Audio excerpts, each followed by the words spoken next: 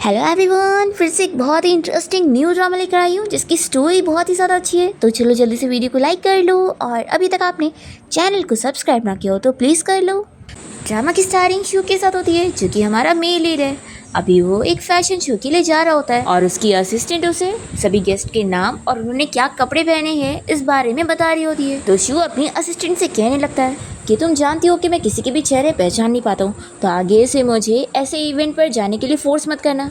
और फिर शू कार से उतरता है और आगे बढ़ने लगता है। तो उसकी असिस्टेंट उससे पूछ रही होती है कि बॉस, मैं जानना चाहती हूँ कि आपकी नज़रों में ये दुनिया कैसी लगती होगी। शू सभी रिपोर्टर और सारे लोगों को जब देखता है तो उसे किसी के भी चेहरे क्लियर नज़र नहीं आ रहे होते हैं और ब्लर दिख रहे होते हैं। वो अपने असिस्टेंट से कहता है कि अच्छा ही होगा कि तुम्हें ये ना पता चले। तो फिर हम देखते हैं कि फैशन शो में एक बहुत ही फेमस एक्ट्रेस यूफे की एंट्री होती है जो कि कोई और नहीं, हमारी फीमेल लीड है।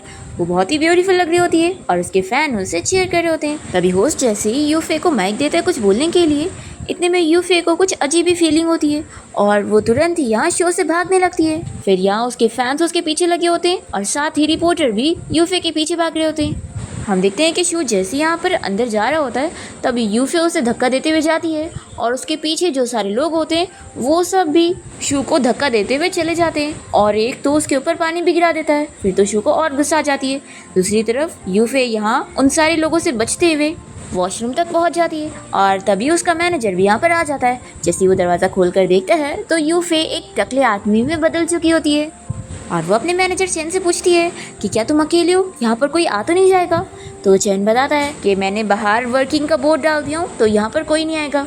तो कहती है कि अच्छी बात है, देखो मैं कितना थक गई हूँ, तो जल्दी से मेरे ऊपर से ये ड्रेस को निकालने में मेरी हेल्प करो। दूसरी तरफ शू बहुत ही गुस्सा हो रहा होता है और वो वॉशरूम के बाहर आ जाता है और कहने लगता है कि आखिर सिक्योरिटी गार्ड क्या कर रहा था, आखिर उसने इन सारे लोगों को अंदर कैसे आने दिया। तो शू की असिस्टेंट कहने लगती है कि बॉस, अब तो आपको खुश होना चाहिए ना, अब तो आपको अवार्ड प्रेजेंट करने जाना ही नहीं पड़ेगा। फिर शू कहने लगता है कि क्या तुम मेरे साथ अंदर नहीं चलोगी। तो ये कहती है कि बॉस आप ध्यान से देखो, ये मेल वॉशरूम है। तो शू कहता है कि अगर कोई यहाँ पर मेरे साथ बात करने आ गया तो मैं क्या करूँगा। तो ये कहती है कि बॉस आपसे कोई बात नहीं करेगा क्योंकि सब जानते हैं कि आप लोगों को नीची नज़रों से देखते हो और अगर आपसे कोई बात करने की भी कोशिश करे ना तो आप उसे कर्ज करना शुरू कर देना, फिर वो आपका पीछे छोड़कर चला जाएगा। तो शू कहता है कि ठीक है, तुम सही कह रही हो और वो अंदर वॉशरूम में जैसे ही जाता है तो वो यूफे और उसके मैनेजर को देख लेता है कि कैसे वो यहाँ उसकी ड्रेस निकालने की कोशिश कर रहा है। अब क्योंकि यूफे तो एक आदमी बन चुकी है इसलिए शू को इन दोनों जेंट्स को साथ में ऐसे देखकर शौक लग रहा होता है और वो दोनों भी शौक हो जाते हैं और शू से कहने लगते हैं कि मिस्टर शू, आप जैसा देख रहे हैं वैसा कुछ नहीं है। तो शू कहता है कि वहीं स्टॉप हो जाओ, यहीं पर सामने ही होटल था, तो क्या तुम लोग होटल रूम में नहीं जा सकते थे सब करने के लिए।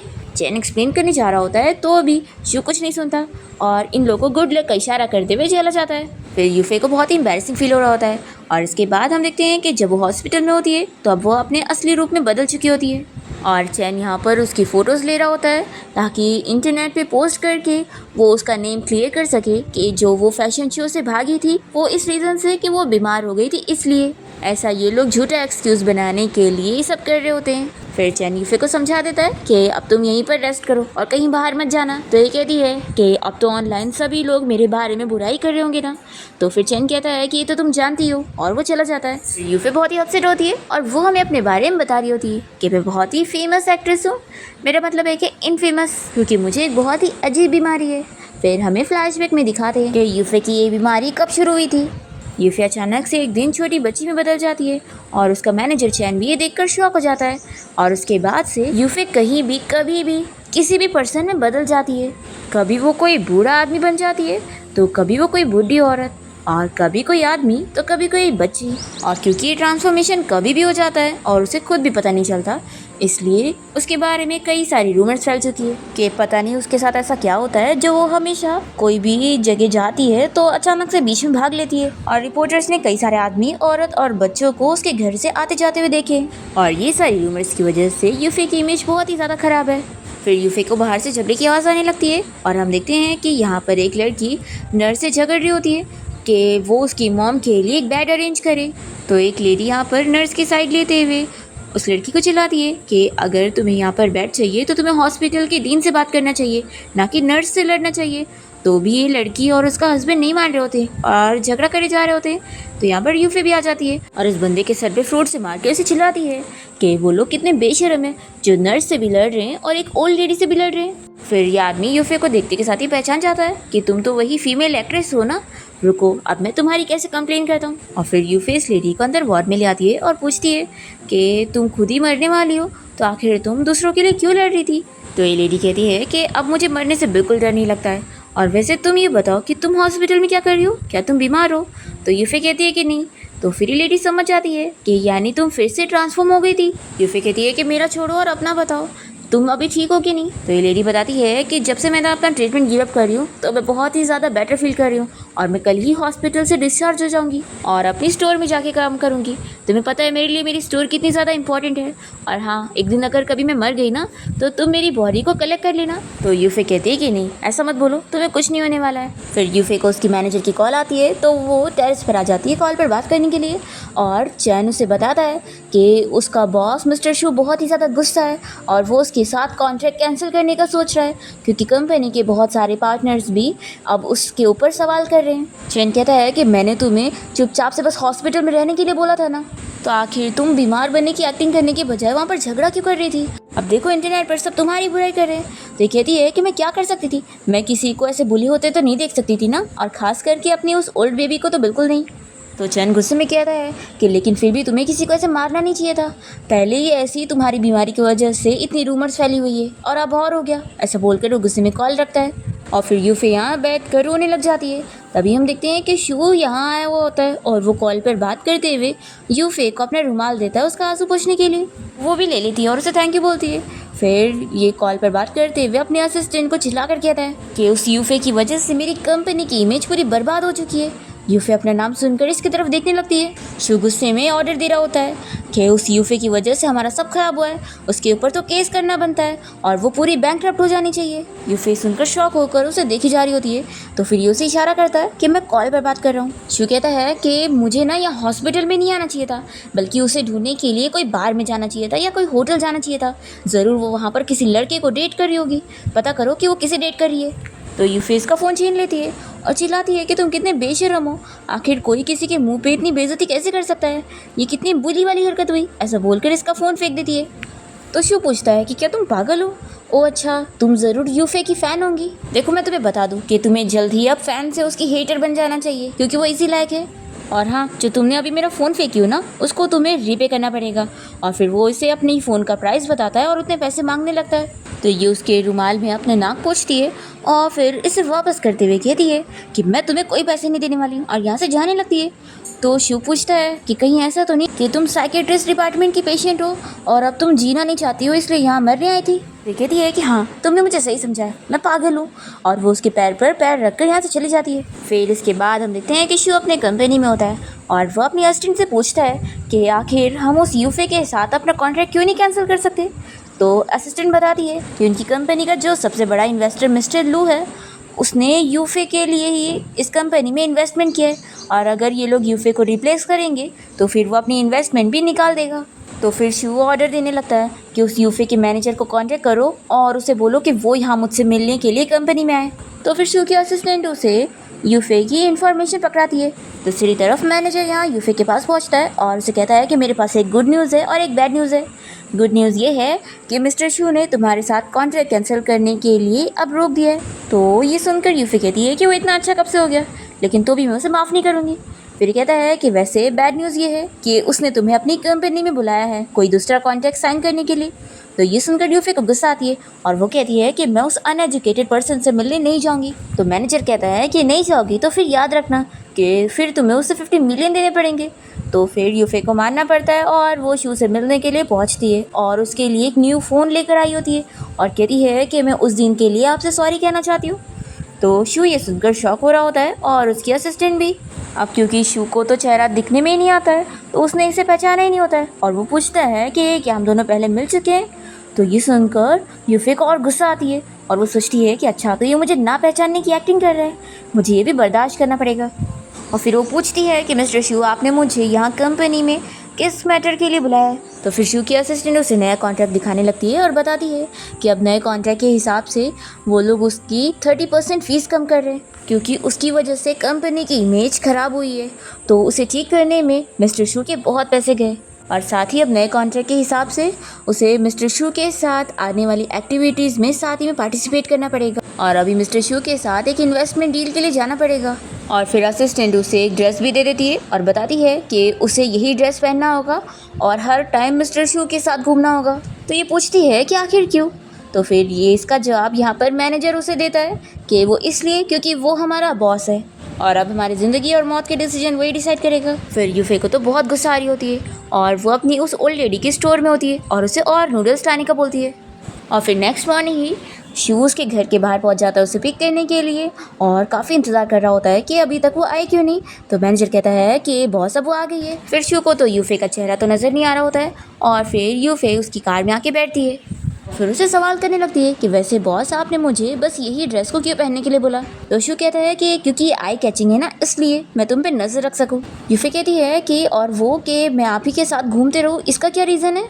तो शू से बताता है कि तुम्हारी रेपुटेशन के बारे में तो तुम खुद अच्छे से जानती होंगी कि तुम हर जगह से भाग जाती हो, इस बारे में सबको पता है। इसलिए अब मेरी नज़रों से कहीं दूर मत जाना, नहीं तो फिर मेरे रूल्स तोड़ने का अंजाम तो तुम जानती हो। और फिर वो उसे ज़्यादा सवाल ना पूछने का बोलकर सोने लगता है। और फिर इसके बाद शू की असिस्टेंट यूफे को लेकर होटल रूम दिखा रही होती है और उसे वो मिस्टर शू के ऑर्डर सुनाती है कि कल वो लोग 10 बजे टाइम पर इन्वेस्टर से मिलने जाएंगे, तो उससे पहले ये लोग होटल में ही रहेंगे और वह यहाँ पर तो फ्रीली घूम सकती है, लेकिन अगर उसे होटल के बाहर जाना है तो उसे पहले पूछना पड़ेगा। पर फिर भी यूफे नहीं मानती है और वो किसी होटल जाती है लंच करने के लिए। और तभी यहाँ पर वो देखती है कि एक वेटरेस को उसका हस्बैंड मार रहा होता है और वो उससे और पैसे मांग रहा होता है। तो वो वेट्रेस अपने हस्बैंड से कह रही होती है कि मैंने ऑलरेडी तुम्हें अपने पैसे दे चुकी हूँ और अब मेरे पास और नहीं है। तो भी वो नहीं मान रहा होता है और कहता है कि पैसे नहीं दोगी तो फिर मैं यहाँ सभी के सामने तुम्हें छोड़ूंगा नहीं। तो यूफे को गुस्सा आती है और वो कोई चीज़ फेंक कर इसे मारती है और कहती है कि अभी छोड़ो उसे। तो ये बंदा यूफे को देखकर पहचान जाता है कि तुम वो फीमेल एक्ट्रेस हो ना, तो ठीक है, इसकी जगह अब तुम ही पैसे दे दो।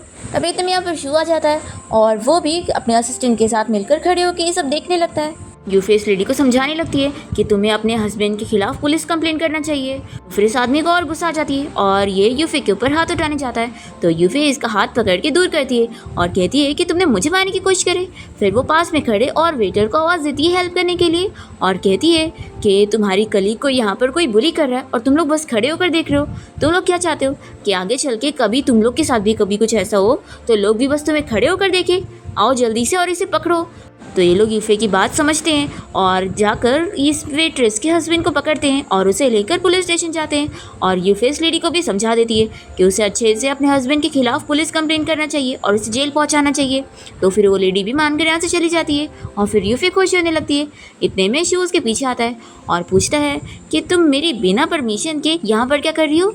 फिर वो उसे लेकर होटल रूम में जाता है और कहता है कि आज रात तुम मेरे साथ यहीं पर सोगी। तो यूफे कहती है कि तुमने अपने असली रंग दिखा दिए ना, देखो मैं तुम्हें बता दूं कि मैं ऐसा कुछ भी नहीं करने वाली हूँ। तो शू कहता है कि तुम मेरी बिना परमिशन के बाहर चली गई थी, सिर्फ इस वजह से ही अब मैं तुम पे पूरे टाइम नज़र रखूँगा। तो यूफे स्लो से कहती है कि तुमने कौन सा मुझे अपना नंबर दिए थे, आखिर मैं तुम्हारी परमिशन कैसे लेती। तो फिर उसे दिखाता है कि होटल में भी लैंडलाइन है और ये कोई डेकोरेशन के लिए नहीं है। और फिर वो उसे दिखा देता है कि तुम वहाँ सोफे पे सोगी और मैं यहाँ बेड पर। तो ये सुनकर ही शौक होती है। फिर शू से समझा देता है कि मैं जा रहा हूँ शावर लेने के लिए और तुम यहाँ से भागने की सोचना भी मत। फिर शू के यहाँ से जाते ही यूफे देखती है कि यहाँ पे ड्रिंक रखा हुआ है और फिर जब तक शू शावर लेने के बाद बाहर निकलता है तब तक वो ड्रंक हो चुकी होती है और फिर वो शू से बहुत ही ड्रंक वाली बातें करने लगती है। तो ये कहता है कि आखिर तुमने इतनी ड्रिंक क्यों करी हो। यूफे कहने लगती है कि इसमें मेरी क्या गलती है कि मैं ट्रांसफॉर्म हो जाती हूँ। तो ये कहता है कि तुम क्या अजीब बातें कर रही हो। फिर ये इसे इसका रुमाल दिखाने लगती है। तो शू कहता है कि यानी वो लड़की जो उस दिन मुझे मिली थी वो तुम ही थी।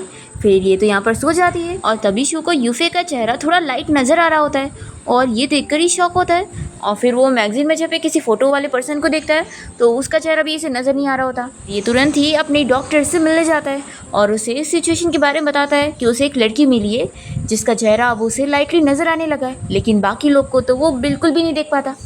तो डॉक्टर उसे पूछने लगती है कि क्या इस लड़की में कुछ खास है। तो फिर शू तो उसकी और बुराई करने लगता है। तो कहती है कि लेकिन तुम्हारी बातों से नहीं लगता कि तुम उससे इतना नफरत करते होंगे। देखो तुम्हारी बीमारी वैसे भी एक मेंटल प्रॉब्लम की वजह से हुई है और लगता है इस लड़की में ऐसा कुछ है जिसकी वजह से तुम उससे अट्रैक्टेड हुए हो। तो अच्छा रहेगा कि तुम ज़्यादा से ज़्यादा उस लड़की को कांटेक्ट करो, क्योंकि तुम जितना ज़्यादा उसके साथ कांटेक्ट में रहोगे तो शायद वो तुम्हारी बीमारी ठीक कर पाए। और फिर नेक्स्ट हम देखते हैं कि शू यूफे को साथ लेकर अपने इन्वेस्टर मिस्टर ल्यू से मिलने के लिए जाता है और उन्हें बताता है कि ये मेरी कंपनी की स्पोक्स पर्सन है जिसे आप बहुत ही पसंद करते हैं, मैं इसे लेकर आया हूँ आपको मिलवाने के लिए। वो हैंडशेक के लिए हाथ आगे बढ़ाता है तो मिस्टर लू से हैंडशेक नहीं करता। फिर यूफे भी हैंडशेक के लिए हाथ आगे बढ़ाती है तो मिस्टर लू की वाइफ उससे हैंडशेक कर लेती है और फिर लोग यहाँ पर बैठ जाते हैं बात करने के लिए। फिर ये मिस्टर लू बताने लगता है कि मेरी वाइफ को एक्ट्रेस यूफे बहुत ज़्यादा पसंद है, लेकिन मुझे तुम्हारी कंपनी के कॉस्मेटिक पसंद नहीं। तभी इतने में मिस्टर लू की वाइफ इशारे में उनसे बात कर रही होती है। तो फिर यूफे समझ जाती है कि उसकी वाइफ बोल नहीं सकती है, तो फिर वो उनकी वाइफ से इशारे में बात करने लग जाती है और उसकी तारीफ करती है कि उसका मेकअप बहुत ही अच्छा लग रहा है और वो बहुत ही ज़्यादा ब्यूटीफुल लग रही है। तो फिर मिस्टर लू की वाइफ तो और भी ज़्यादा खुश हो जाती है। यूफे शू से पूछती है कि हमारी कंपनी ने वापस से नया प्रोजेक्ट प्लान बनाया ना, तो वो तुम मिस्टर लू के साथ डिस्कस कर लो, तब तक मैं उनकी वाइफ से बातें करती हूँ। और फिर वो वाइफ से बातें करने चली जाती है और फिर यूफे की वजह से मिस्टर लू की वाइफ खुश हो जाती है, तो वो शू की कंपनी के साथ कॉन्ट्रैक्ट साइन कर लेता है और ये डील यहाँ पर हो जाती है। और फिर मिस्टर लू अपनी वाइफ के साथ यहाँ से चला जाता है तो शू यूफे की तारीफ़ करता है और कहता है कि तुम तो रूमर्स से बिल्कुल अलग हो। तो ये कहती है कि ऑफ कोर्स, इसलिए तुम रूमर पे बिलीव मत करना और ना ही फैलाना। ऐसा बोलकर वो अपना जाने लगती है और ये उसे देखकर अपनी डॉक्टर की बात याद करता है कि उस लड़की में कुछ तो स्पेशल होगा और वही उसे ठीक कर सकती है। फिर यहाँ से जाते वक्त यूफे शू के शोल्डर पर सर रखकर सो रही होती है और वो उसे देख ही रहा होता है। इतने में वो उठ जाती है और उसे फील होता है कि वो फिर से ट्रांसफॉर्म होने वाली है, तो वो जल्दी से ड्राइवर को कार रोकने के लिए बोलती है और फिर देखती है कि सामने एक कन्वीनियंस स्टोर है। तभी इतने में शू के फैंस उसे देखकर पहचान लेते हैं, तो वो जल्दी से अंदर घुस जाती है और स्टोरेज रूम में जाकर छुप जाती है और सोचती है कि आखिर में ऐसे टाइम पर क्यों ट्रांसफॉर्म हो गई, अब तो मैं गई। तभी हम देखते हैं कि ये सारे फैंस यहाँ पर वीडियो कैमरा चालू करके वेट कर रहे होते हैं कि उन्होंने यहाँ पर यूफे को देखे। तभी शू अब जगह बनाते हुए अंदर जाता है और वो स्टोरेज रूम में जाकर यूफे से कहता है कि चलो मैं तुम्हें लेने आया हूँ। तो वो अपना मुँह छुपा रही होती है और कहती है कि मेरे फेस पर एलर्जी है, इसलिए मेरी तरफ मत देखना। तो फिर वो कहता है कि ठीक है मैं नहीं देख रहा हूँ, तो अब तुम उठो और चलो।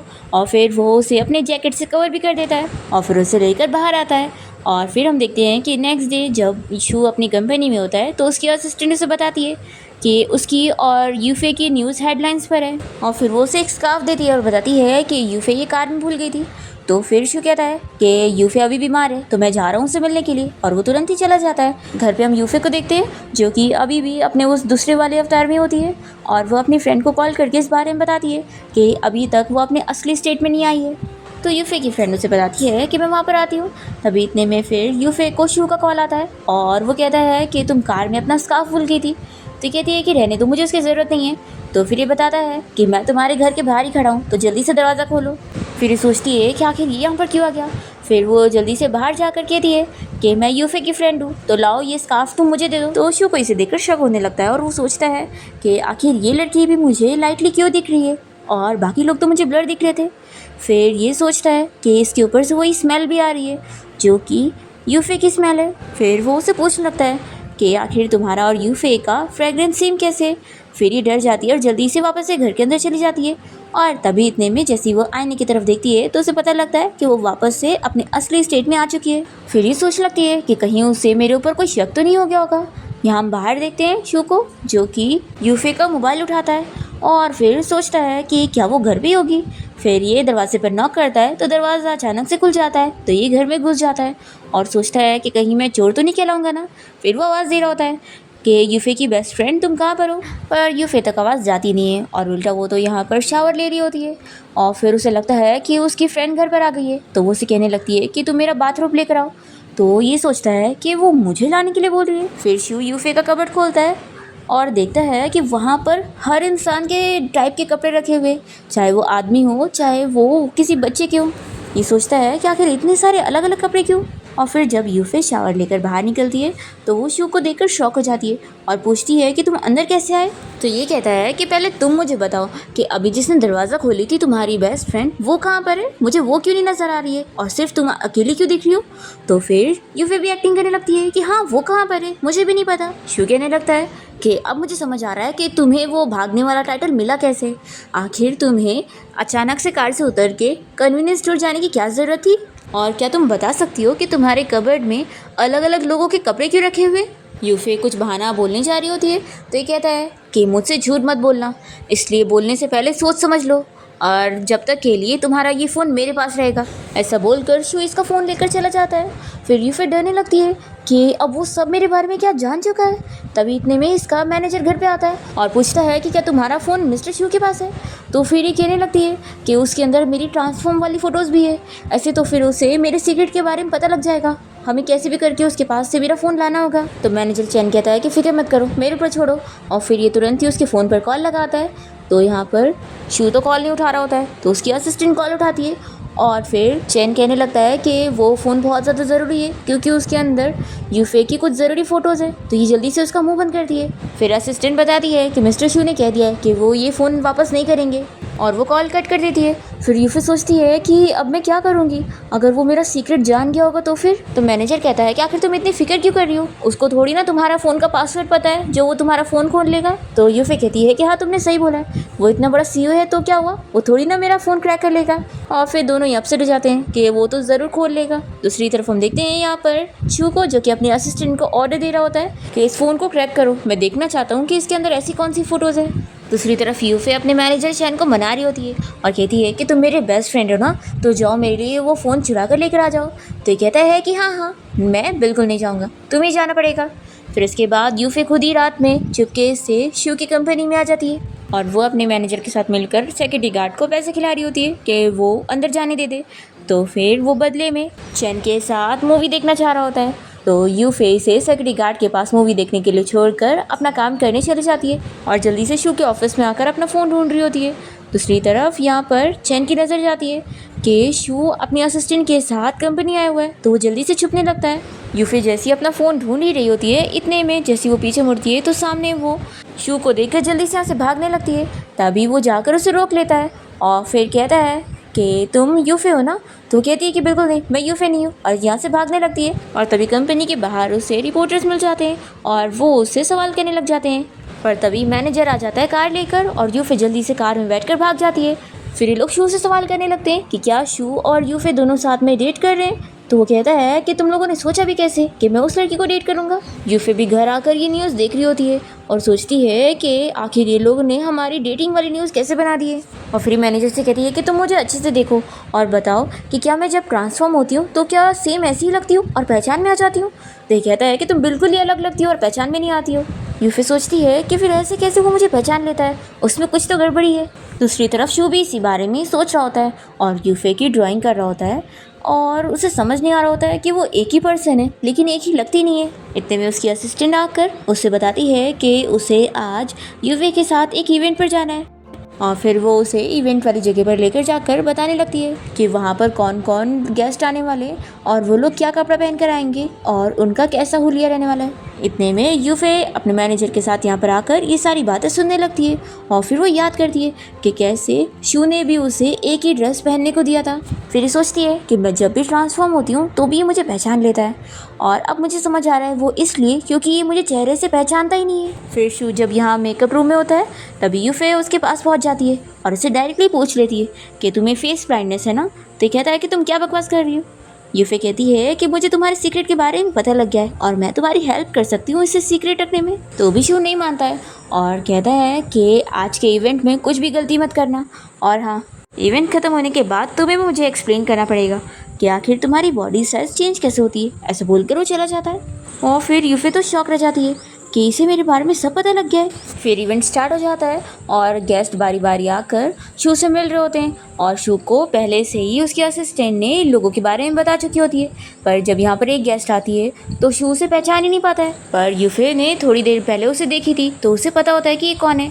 तो वो जल्दी से उस लेडी की तारीफ़ करने लगती है और कहती है कि मिस लिन आप कितनी ब्यूटीफुल लग रही है कि हमारे बॉस भी आपको देखकर शॉक रह गए कि कोई इतना अच्छा कैसे लग सकता है। फिर शू भी इसकी तारीफ़ करता है तो ये गेस्ट खुश हो जाती है।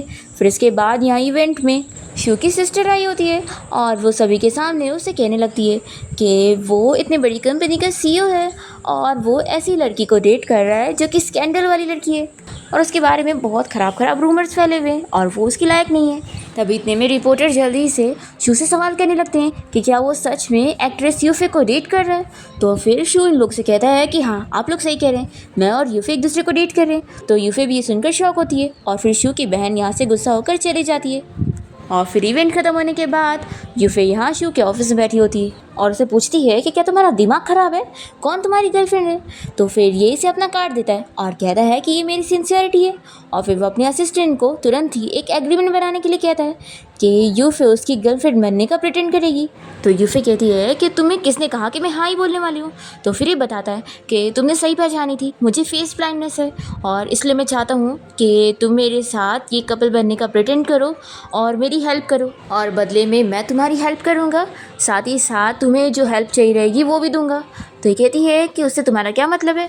तो ये कहता है कि मैं तुम्हें 10 सालों तक अपनी स्पोक्स पर्सन बना के रखूँगा। यूफे को ये ऑफ़र अच्छा तो लगता है, पर वो कहती है कि तुम्हें क्या लगता है कि मैं ऐसे बिक जाने वाली हूँ। और फिर इसी बात पर यूफे का मैनेजर और शू की असिस्टेंट के बीच में आर्ग्यूमेंट होने लग जाती है। तो इन दोनों को ही ये लोग बाहर निकलवा देते हैं। और यूफे पूछती है कि तुम मुझे अपनी गर्लफ्रेंड क्यों बनाना चाहते हो, क्या इसलिए कि मैंने तुम्हारी हेल्प की थी। तो फिर शू याद कर रहा होता है कि उसकी डॉक्टर ने बोली थी कि उसे उस लड़की के साथ ज़्यादा से ज़्यादा टच में रहना चाहिए ताकि वो उसे ठीक कर सके। फिर शू यूफे से कहता है कि तुम मेरे सीक्रेट के बारे में जानती हो ना, इसलिए मैं तुम्हारे बारे में और जानना चाहता हूँ। तो ये कहती है कि क्या तुम मुझे मारने का सोच रहे हो। तो फिर ये कहता है कि क्यों ना मैं तुम्हारे सीक्रेट को इसके बदले में एक्सचेंज करूँ। तो यूफे नहीं मानती और कहती है कि मेरा तो कोई सीक्रेट है ही नहीं, और लगता है तुम मेरी ब्यूटी में इंटरेस्टेड हो रहे हो, इसलिए तुम मेरे साथ ये वाइफ वाला गेम खेलना चाह रहे हो। ऐसा बोलकर वो उसकी टाई खींचती है। तभी यहाँ पर शू की बहन आ जाती है और वो कहने लगती है कि आखिर तुम मेरे भाई को सेड्यूस कैसे कर सकती हो। तो यूफे का मैनेजर बात को संभालते हुए कहता है कि हम लोग वैसे भी फैमिली बनने वाले हैं। ऐसा बोलकर वो जल्दी से यूफे को लेकर जाता है। फिर घर पहुंचने के बाद यूफे अपने मैनेजर को चिल्लाने लगती है कि तुमने इस डील के लिए हाँ बोल दिए और तुम्हें पता भी है कि अब मुझे उसके घर पे भी रहना पड़ेगा। तो मैनेजर कहता है कि मैं क्या ही कर सकता था, उसने इतने ज़्यादा पैसे ही जो दिए है। तो फिर यूफे भी कॉन्ट्रैक्ट में पड़ती है और खुश होने लगती है और कहती है कि लेकिन अगर उसने कुछ करा तो ये कहता है कि फिक्र मत करो, वो तुम्हारा एडवांटेज नहीं उठाएगा और ये कॉन्ट्रैक्ट में लिखा हुआ भी है, और तुम फिक्र मत करो। मैंने सुना हूँ कि उसके पास कोई गर्लफ्रेंड नहीं थी आज तक, क्योंकि वो इतना कोल्ड पर्सनैलिटी वाला जो है। शू कहती है कि लेकिन क्या तुम्हें ये डर नहीं है कि उसे मेरे सीक्रेट के बारे में पता लग गया तो चैन कहता है कि तुम इसकी फ़िक्र क्यों कर रही हो, अगर उसे पता भी लग गया तो तुम्हारे पास भी तो उसका सीक्रेट है, और वैसे अब देखो तुम्हारे ऊपर बहुत सारा कर्जा है और उसे चुकाने के लिए तुम्हें अपने रिटायरमेंट का ये पैसा कमाना पड़ेगा। यूफे कहती है कि बात तो सही है कि हम दोनों की जगह मैं सेक्रीफाइस करने के लिए तैयार हूँ, लेकिन मुझे तो उसकी सिस्टर से बहुत ज़्यादा डर लग रहा है, कहीं वो मुझे नहीं छोड़ी तो ये कहता है कि उसकी सिस्टर की तुम फिक्र मत करो, उसको मैं फिक्स कर दूंगा। तो ये कहती है कि कुछ तो गड़बड़ है। चैन कहता है कि ऐसा कुछ नहीं है, बस वो मुझे बहुत ही क्यूट लगती है। तो ये कहती है कि लगता है अब बस तुम गे बनने का प्रिटेंड करना छोड़ना चाहते हो और उसे डेट करना चाहते हो, है ना। तो चैन कहता है कि तुम ना अपना कॉन्ट्रैक्ट पढ़ने में ध्यान दो। फिर इसके बाद हम देखते हैं कि यूफे शू के घर पे रहने जाती है और तभी सभी मेड्स यहाँ पर उसे हेलो कह रहे होते हैं। तो ये सोचती है कि लगता है मेरे लग्जरियस लाइफ वाले दिन शुरू होने जा रहे हैं, पर तभी यहाँ पर शू तो अपने असिस्टेंट को मना कर देता है कि तुम्हें किसने कहा कि मुझे मेड्स की ज़रूरत है। तो असिस्टेंट कहती है कि बॉस यानी कि आप दोनों बस अकेले रहना चाहते हैं। फिर वो सभी मेड्स को यहाँ से वापस भेज देती है और ये देखकर यूफे को बुरा लगता है और वो सोचती है कि क्या मेरे कड़वे दिन शुरू होने जा रहे हैं। फिर ये कहता है कि अब तैयारी कर लो, हम लोग नेक्स्ट ट्रिप पर जाने वाले। फिर इसके बाद यूफे शू के रूम में अपने सारे कपड़े वगैरह फैलाई हुई होती है। तो शू यहाँ पर आकर उसे बताता है। तो ये कहती है कि लेकिन तुम तो ब्लाइंड हो ना, और फिर वो डर कर पीछे हो रही होती है और इतने में गिरने लगती है। तो शू से गिरने से बचाता है और कहता है कि ये मेरा रूम है। तो ये कहती है कि सॉरी, मुझे लगा था कि ये गेस्ट रूम होगा, और वैसे मैं तुम्हारी गर्लफ्रेंड हूँ ना, तो क्या तुम अपनी गर्लफ्रेंड को अपना रूम भी नहीं दे सकते हो। तो कहता है कि लगता है तुम बहुत जल्दी में हो कि इस फेक प्ले को तुम रियल बनाना चाहती हो, कि मैं बस फेस क्लियरली नहीं देख पाता हूँ, इसका मतलब ये नहीं कि मैं ब्लाइंड हूँ। और फिर वो यूफे को बता देता है कि तुम्हारा रूम वो दूसरा वाला है, तो जल्दी से वहाँ पर शिफ्ट हो जाओ। फिर यूफे जब किचन में कुकिंग करने जाती है तो वो कुछ बना ही नहीं पाती, उल्टा खाना जला देती है और फिर वो खाने में बस वेजिटेबल का जूस बनाती है। तो शू ये देखते के साथ ही कहता है कि आखिर इसे कौन खाता है खाने में, तुम ही इसे पियो। तो कहती है कि ठीक है, मैं तुम्हें नहीं दूंगी। फिर यहाँ पर शू तो कुकिंग करने लगता है और यूफे कहती है कि तुम्हें मुझे पहले बताना चाहिए था ना कि तुम्हें खाना बनाना भी आता है। और फिर वो मज़े से उसका खाना एंजॉय करती है और फिर दोनों ही साथ में क्लाइंट से मिलने के लिए जाते हैं। और फिर यूफे यहाँ पर शू की हेल्प करती है उन क्लाइंट के बारे में उसे इंट्रोड्यूस करवाने के लिए। डिनर के बाद वो ड्रंक हो चुकी होती है और शू उसे लेकर घर आ जाता है। फिर ये कहने लगती है कि उन ओल्ड मैन को क्या लगा था कि वो लोग मुझे ड्रंक करवा देंगे, बिल्कुल भी नहीं। तो शू कहने लगता है कि सच में तुम तो हर लोगों में पॉपुलर हो, चाहे वो ओल्ड हो चाहे यंग, तभी तो तुम्हारे इतने बॉयफ्रेंड है। तो ये कहती है कि तुम ही क्या कह रहे हो। शू कहता है कि तुम्हारे बारे में तो न्यूज़ फैली हुई है ना कि तुम हर 3 दिन पे अपने बॉयफ्रेंड चेंज करती हो। तो कहती है कि वो सब सच नहीं है, वो सब तो झूठी रूमर्स है और उन लोगों को बस मेरी बुराई करना आता है और सिर्फ चैन है जो मेरी हेल्प करता है और तुम भी हो, तुम भी मेरी हेल्प करोगे ना। और मुझे पता है तुम बस मुंह से कड़वी कड़वी बातें करते हो, लेकिन तुम हो बहुत ही अच्छे पर्सन। तो शिव पूछता है कि फिर क्या तुम मुझे सच बताओगी। तो यूफी तो कह देती है कि मैं नहीं बताऊंगी और वो सो जाती है। फिर नेक्स्ट मॉर्निंग जब उठती है तो देखती है कि वो घर पे है ही नहीं। तो ये सोचती है कि वो कहाँ चला गया सुबह सुबह और अपनी गर्लफ्रेंड के लिए ब्रेकफास्ट भी नहीं बना कर गया है। आखिर वो मेरी क्या ही केयर करेगा। फिर यूफी पब्लिक के कमेंट्स पढ़ने लगती है। सभी लोग कह रहे होते हैं कि अगर दोनों सच में रिलेशनशिप में हैं तो आखिर सबके सामने आकर क्यों नहीं बताते, ज़रूरी वो लोग झूठ बोल रहे होंगे। तो यूफी को ये पढ़ के भी कोई फ़र्क नहीं पड़ रहा होता है और वो डांस करने लगती है और तभी वो एक लड़के में ट्रांसफॉर्म हो जाती है। और इतने में शू यहाँ पर आकर इसे ऐसे देख लेता है और पूछता है कि तुम कौन हो। तो यूफी जल्दी से बहाने बना लेती है और कहती है कि मुझे मिस यूफी ने यहाँ पर भेजा है कि आप काफ़ी थक गए होंगे तो मुझे आपका यहाँ पर मसाज करना है। तो शू कहता है कि तुम्हारे वर्किंग क्लोथ्स काफ़ी ज़्यादा यूनिक है, लेकिन मैं तुम्हें बता दूं कि मुझे इसकी कोई ज़रूरत नहीं है, तो तुम जा सकते हो। तो ये फिर जाने लगती है और फिर रुक कर कहती है कि वैसे कहीं आपको कुछ प्रॉब्लम तो नहीं है, नहीं तो आप क्यों नहीं करवाना चाहते मसाज। तो फिर शू मान जाता है कि ठीक है और फिर वो अपना शर्ट निकाल कर लेट जाता है और ये सोचती है कि इसे अपना शर्ट उतारने की क्या ज़रूरत थी। और फिर शू को इसका भी फेस थोड़ा थोड़ा नज़र आ रहा होता है। तो ये सोचता है कि यूफी के साथ रह रहकर मुझे दूसरे लोगों के फेस भी थोड़े थोड़े क्लियरली नज़र आने लगे, कितनी अच्छी बात है। फिर यूफी जब बीच में मसाज कर ही रही होती है कि इतने में वापस से वो अपने असली फॉर्म में आ जाती है और फिर वो मसाज करते वक्त उसके ऊपर गिर जाती है और जल्दी से यहाँ से भागने लगती है। तो ये उसे पीछे से देख लेता है और पूछता है कि यूफी तुम अब यहाँ पर क्या कर रही हो और वो मसाज वाला कहाँ गया। फिर इसके बाद शू यूफी के साथ इंटरव्यू के लिए गया होता है और वो सभी के चेहरे देखकर सोच रहा होता है कि मुझे क्लियरली किसी के भी चेहरे नज़र नहीं आ रहे, आखिर ऐसा क्यों, पहले तो दिख रहा था, क्या यूफी मुझसे दूर बैठी है इसलिए ऐसा हो रहा है। फिर रिपोर्टर शू से सवाल करना शुरू करती है और उसे पूछती है कि आखिर आप मिस यूफी को क्यों लाइक करते हैं। तो फिर ये उसके बारे में असली वाली तारीफ़ें बताने लग जाता है कि उसके बहुत सारे सीक्रेट्स हैं और वो उसकी सारी क्वालिटीज़ को याद करते हुए बताने लगता है। और असिस्टेंट सोचती है कि उसने जो उसे स्क्रिप्ट दी थी उसका तो वो उल्टा ही बोल रहा है। शू तो यहाँ पर अपनी फीलिंग्स बता रहा होता है और कह रहा होता है कि वो बहुत ही ज़्यादा स्पेशल है और हमेशा मुझे सरप्राइज़ करती रहती है और मुझे तो लगता है कि उसके 1000 चेहरे हैं। फिर रिपोर्टर तो इसके जवाब से बहुत ही खुश होती है और कहती है कि आप तो सच में मिस यूफी को बहुत ही लाइक करते हैं। फिर रिपोर्टर जब यूफी से क्वेश्चन पूछते हैं कि आखिर वो शू को क्यों लाइक करती है, तो ये भी स्क्रिप्ट वाले वर्ड्स के बजाय अपने वर्ड्स बोलने लगती है और असिस्टेंट और मैनेजर ये देख रहे होते हैं कि दोनों ने स्क्रिप्ट फॉलो नहीं करे। फिर इंटरव्यू ख़त्म हो जाता है और फिर लास्ट में दोनों का कपल फ़ोटो शूट होने लगता है, जिसमें फ़ोटोग्राफ़र इन दोनों को ही नज़दीक आने के लिए बोल रहा होता है। तो दोनों नज़दीक आते हैं पर फिर भी फ़ोटोग्राफ़र कहता है कि इस फ़ोटो में भी कुछ बात नहीं है, अब आप लोगों को किस करना चाहिए। तो यूफी कहती है कि हाँ अब मुझे किस करो। तो जैसे ही शू यूफी की तरफ नज़दीक आता है तभी अचानक से वो उसे क्लियरली नज़र आने लगती है। तो फिर वो तुरंत ही उसे किस कर लेता है और फिर इन लोग की अच्छी सी फ़ोटोज़ हो जाती है। और फिर यूफी का मैनेजर शू के सामने ही यूफी को बताता है कि उसने उसे एक ड्रामा में लीड रोल दिलवा दिया है। तो फिर ये सुनकर शॉक होती है और कहती है कि मुझे तो लगा था सपोर्टिंग रोल होगा। तो फिर शू इसे समझाता है कि तुम फिक्र मत करो, तुम ये कर सकती हो। फिर इसके बाद यूफी जब अपना शूट पर गई होती है तो एक्टिंग करते टाइम पर उसकी जो सपोर्टिंग एक्ट्रेस होती है वो उसे बहुत जेलस होती है और वो उसके ऊपर इल्ज़ाम लगा देती है कि उसने उसे पुश करी। यूफी जाके डायरेक्टर को एक्सप्लेन करती है कि मैंने ऐसा कुछ भी नहीं करी हूँ। तो भी वो सपोर्टिंग एक्ट्रेस उसके ऊपर इल्ज़ाम लगा रही होती है और कहती है कि उसके अंदर कोई एक्टिंग का दम नहीं है, उसे बस मिस्टर शू की वजह से लीड रोल मिला हुआ है।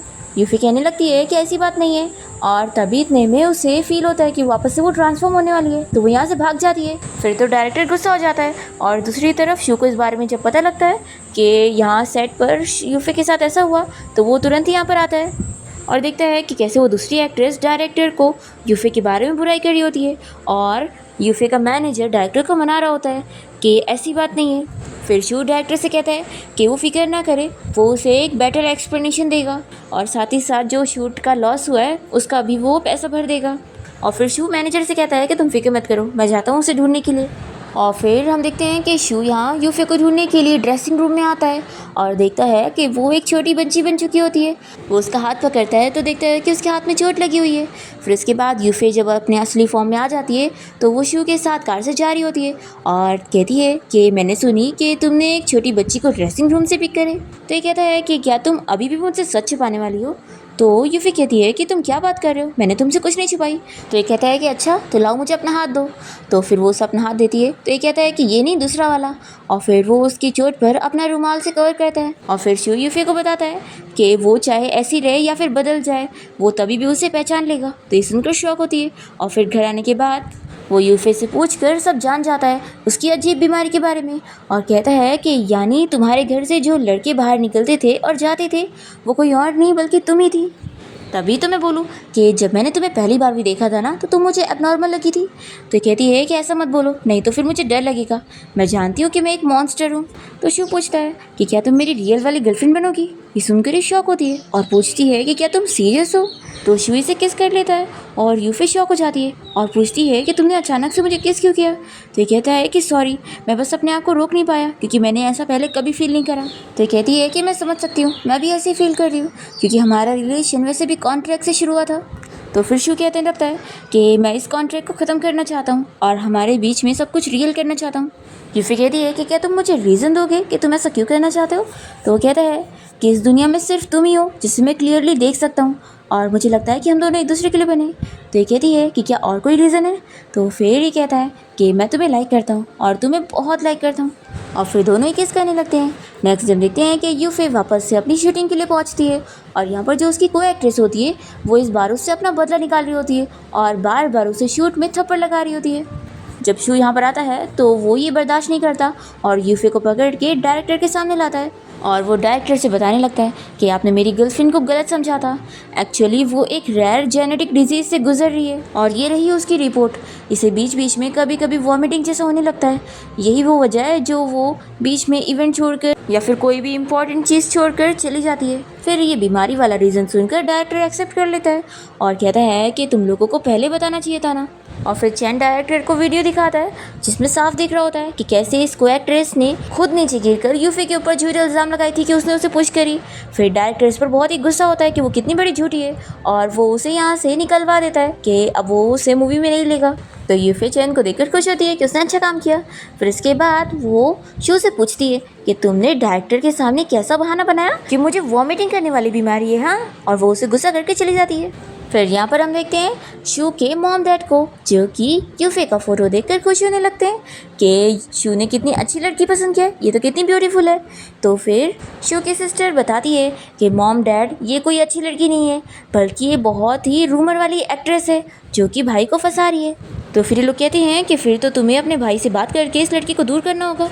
फिर यहाँ पर हम देखते हैं यूफे को जो कि शू के साथ बेड पर होती है और दोनों ही अच्छा टाइम स्पेंड करते हैं। फिर नेक्स्ट मॉर्निंग होते ही दोनों एक दूसरे को देखकर खुश हो रहे होते हैं और तभी शू की सिस्टर यहाँ पर आ जाती है और वो आवाज़ देने लगती है कि भाई तुम्हारे साथ रूम में कौन है। तो यूफे जल्दी से उसकी सिस्टर की आवाज़ सुनकर कबर्ड में छुप जाती है पर शू की सिस्टर को शक हो जाता है और वो कबर्ड खोलने लग जाती है और तभी इतने में उसमें से यूफे बाहर निकलती है। पर हम देखते हैं कि यूफे का फिर से ट्रांसफॉर्म हो चुका होता है और इस बार वो एक लड़का बन चुकी होती है और फिर वो शू के साथ मिलकर उसकी सिस्टर के सामने शू का फ्रेंड बनने की एक्टिंग करती है। तो शू की सिस्टर को और गुस्सा आ जाती है और वो शू से कहती है कि भाई तुम इतने बदल कैसे गए और ऐसे एक लड़के के साथ तुम रूम में कैसे रह सकते थे। और वो यूफे के ऊपर भी गुस्सा करने लगती है कि तुम आखिर मेरे भाई के साथ क्या करना चाहते थे।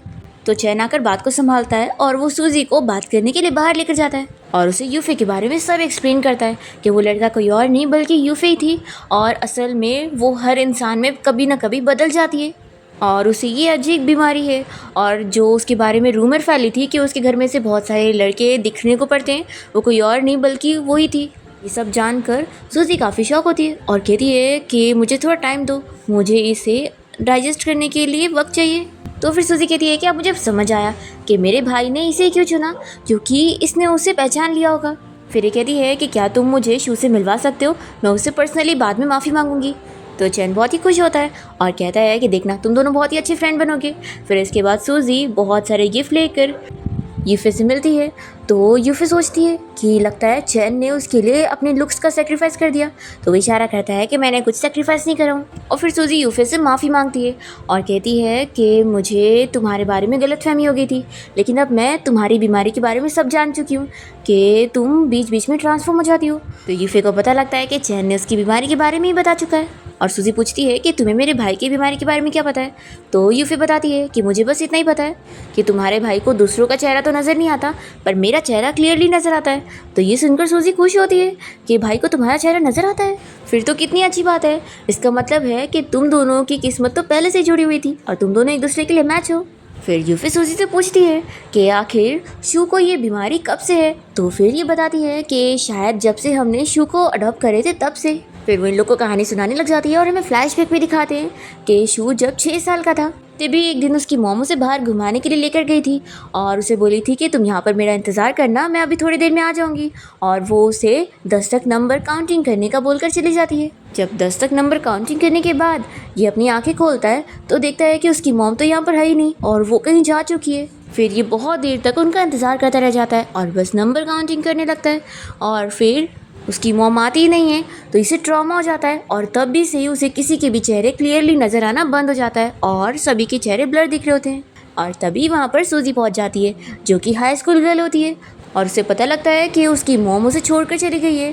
तो ये इसे लेकर हॉस्पिटल पहुंचती है अपनी मॉम के साथ और इन लोगों को पता लगता है कि शू को फेस ब्लाइंडनेस की बीमारी हो गई है। फिर ये जानकर सूजी और उसकी मॉम को बुरा लगता है और वो लोग शू को अडॉप्ट कर लेते हैं। और फिर यहाँ फ्लैशबैक ख़त्म होता है और सूजी यूफे को सब बता रही होती है कि उसके बाद हमने शू को उसकी मॉम को बुलाने के लिए उसका नाम भी चेंज कर दिए थे और शू जो अभी कंपनी संभाल रहा है वो मेरे मॉम डैड की दी हुई प्रॉपर्टी है, लेकिन हम लोग शू को पूरी सगी फैमिली की तरह ही ट्रीट करते हैं और वो मेरा रियल भाई की तरह है। यूफे सुनकर अपसेट होती है और पूछती है कि क्या शू की मॉम अभी भी जिंदा है। तो फिर ये सूजी कहती है कि ये तो मुझे नहीं पता, पर मुझे याद है कि शू की मॉम का नाम शाह हुआ था। तो ये नाम सुनकर यूफे सोचती है कि मुझे ये नाम जाना पहचाना क्यों लग रहा है। तब यहाँ पर उसकी वो कन्वीनियंस स्टोर वाली ओल्ड लेडी आती है इन लोग के लिए नूडल्स लेकर और यूफे सोचती है कि इन्हीं का ही तो नाम शाह हुआ है। और फिर यूफे घर आने के बाद उसी आंटी के बारे में सब याद करने लगती है कि कैसे वो उनसे पहली बार मिली थी।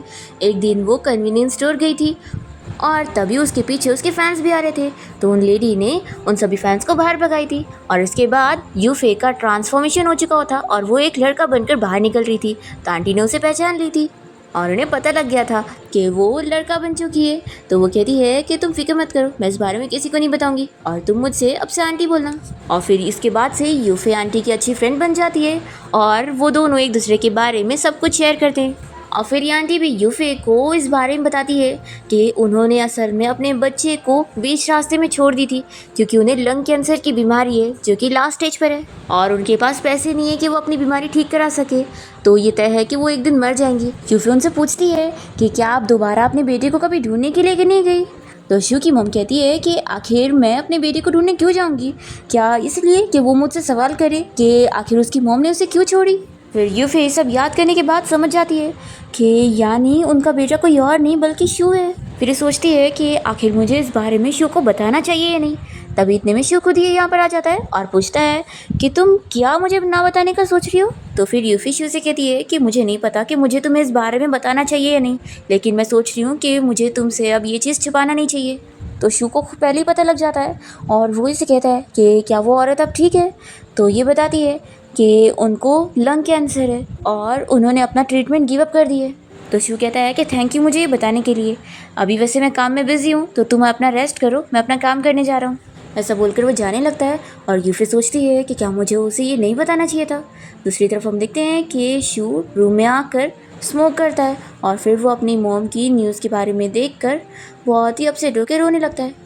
नेक्स्ट डे हम देखते हैं कि शू जब अपने असिस्टेंट के साथ जा रहा होता है तभी रिपोर्टर उसे सवाल करने पहुंच जाते हैं और उन लोगों को इस बारे में पता लग गया होता है कि जब वो 6 साल का था तो उसकी फैमिली ने उसे अडॉप्ट करे थे। तो वो लोग पूछते हैं कि क्या मिस्टर शू आपको अपने असली पेरेंट्स के बारे में पता है। तो शू यहाँ पे रिपोर्टर का जवाब देता है कि उन लोगों को ऐसे बदतमीज़ी वाले सवाल नहीं करने चाहिए बल्कि ठीक सवाल करने चाहिए और वो गुस्से में चला जाता है। और फिर शू घर जाने के बाद अपने बचपन को याद कर रहा होता है कि कैसे उस दिन वो अपनी मॉम का वहाँ पर इंतज़ार करता रह गया था और उसकी मॉम वहाँ पर आई नहीं थी। फिर वो यूफे की बात याद करता है कि उसने उसे बताई है कि उसकी मॉम को लंग कैंसर है और उन्होंने अपना ट्रीटमेंट भी गिव अप कर दिए। फिर शू सोचने लगता है कि जैसे उसकी मॉम उसे छोड़कर चली गई वैसे लगता है अब यूफे भी उसे छोड़कर चली जा चुकी है। फिर इतने में यूफे आकर शू को हक कर लेती है तो वो काफ़ी शॉक हो जाता है कि वो तो यहीं पर ही थी।